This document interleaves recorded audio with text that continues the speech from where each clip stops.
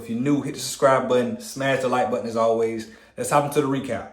We went 5-2 last night. Everything covered except Dame. Dame went over on the points, rebounds, and assists. It was too much going on with Giannis not playing, and he is playing, and he ain't playing. He ended up playing. Dame still went over that, but it's cool. We're going to circle back on Dame, trust me. And then Lakers +9. Listen, bro. I don't even want to say I got too emotional betting that. They came out first half playing great basketball. In the third quarter, the Lakers, within the first 6 minutes of the third quarter, they scored 4 points. And they still only lost the game by 10 points, and Bron got hurt. I'm telling you, bro, NBA in trouble. If Lakers get healthy, Bron get back healthy, Lakers in trouble. Celtics blew a 20-point lead. So they still covered the +13 on the parlay, and then they almost covered the +9, but they lost by 10. But it is what it is, man. We still went 5-2. We hit the NBA parlay. That Kentucky college bet was a sneaky one. I don't know if a lot of y'all put that in because it was the first bet of the video, but Kentucky went in Missouri and beat that shit. I knew they would. So Kentucky cash, Jimmy Butler cash, everybody cashed except for Damian Lillard. So we went 5-2, made a lot of money, we made profit. Let's get back into the day, man. Today's a little weird. It's NBA Sunday, college basketball, whatever. I got one college basketball bet, and I got about like 3 or 4. I think I got 3 NBA props and then a total. So let's get into the bets, man. First bet of the day, college basketball. UTSA versus Charlotte. I think Charlotte is on the road. Charlotte is home. UTSA is on the road. Listen, this is my thinking, right? After looking at all the numbers, I told y'all, my strategy is before I even look, I look at the schedule, who's playing. Before I even look at the odds, look at the spread, look at the total, any of that, I try to look at the teams, right? So before looking at the numbers and the odds, I felt like UTSA was a better team, and they were going to win this game by 5 or 6 points, right? So, but everywhere I see, everything I'm reading, they're talking about Charlotte's going to win. And bro, y'all know how I feel. Just like yesterday with Kentucky versus Missouri, everybody and their mama was betting on Missouri, and I just could not, in the life of me, figure out why. And I just want to get caught following somebody else's pick. So I trusted my gut and went with Kentucky, and they blew that shit out, ended up winning the game. So I got to do the same thing with this. Got to stick to the same strip. Give me UTSA money line on the road against Charlotte. Everybody's on Charlotte. I don't know why. If some of y'all got some inside information, y'all know a lot about college basketball, maybe a little bit more than I do. Let me know why everybody on Charlotte, but I just don't see Charlotte winning this game. So give me UTSA money line. If you're gonna parlay, I'm taking money line. I'm straight betting them. I'm taking money line. The odds still good. So that's the first college basketball bet. That's the only college basketball bet. UTSA money line versus Charlotte. Let's get into the NBA. First NBA bet. And all these games start later, so you can lock all these. You still have time to lock all these in. We got the Jazz against the Philadelphia 76ers, right? I'm taking 76ers -4, right? I know the 76ers are trash. They're falling apart. But there's no worse team than the Utah Jazz in the league right now.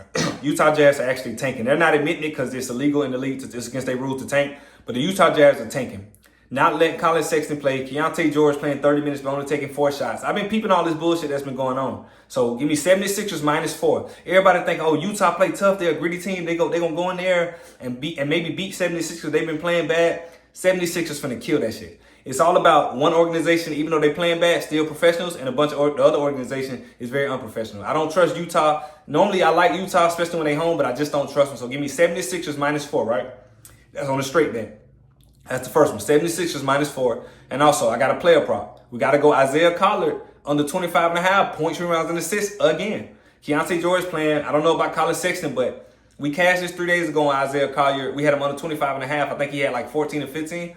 He's just not. He had a good start to the season, but he just has not been, his productivity level has not been the same. And I don't think the sports books caught up with it yet. And I'm not saying I'm smarter than Vegas, but I know that his points, rebounds, and assist line should not be the same as it was 3 days ago if it just didn't cash. They should have bumped it down to 22 or 23, but I love getting Isiah Collier under 25.5 points, rebounds, and assists. This is not his type of game. I'm telling you, Philly finna kill the Jazz, right? They finna have one of those wins, but it's just the Jazz. People gonna say they just beat the Jazz, it's nobody. But I'm telling you, I don't see Utah losing this game close. I think the Philadelphia 76ers win this game by 8 or 9 points, maybe 10. And I want to take Isiah Collier under 25.5 points, rebounds, and assists. So I'm straight betting both of these. But if you want to parlay them, take the prop and then take 76ers money line, 76ers +2.5 if you can. So let's get to the next one.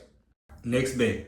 And he went over last night, but we got to fade him on a back-to-back night. I just don't see Dame going over 34.5 points, rebounds, and assists. So I took Damian Lillard under 34.5 points, rebounds, and assists. I just don't see it, man. On a back-to-back, Dame is amazing. He is great, but on a back-to-back, he's been kind of lackluster. Tough game against Orlando Magic last night. Went down to the wire, and they actually lost the game. Orlando won the game, so he could come out a little better, but he smashed the 33.5 yesterday. I just don't see him doing it again with Giannis playing. Listen, I don't know what's going on with the NBA. It's so inconsistent. You never know till an hour before the game who's playing, who's not. Everybody's questionable these days. LeBron, Luka, everybody's questionable these. Dame, everybody's name is on the injury report list. Just a little, what is called a little scapegoat, just in case they don't play. You say, oh, they was hurt because they don't want to load manage, but that's what that shit be. Playoffs finna gear up, so teams are trying to rest certain players. But give me Damian Lillard under 33.5 points, rebounds, and assists against the Cavaliers. At home against Cavaliers. Cavaliers play tough. They play defense. They're inconsistent at times, but their defense has never been inconsistent. They look inconsistent when they don't hit a lot of shots. That's why mediocre teams can stick around, because they jack up all them threes when it's not falling. The other team get easy lays. But I don't see Dame having a big night, not against the Cavaliers. They play great team defense. So give me Damian Lillard under 34.5 points, rebounds, and assists. I'm fading him. He beat us last night. I don't see him doing it again. Let's get into the last pick. That's better tonight. Spurs and Timberwolves over 230 total points.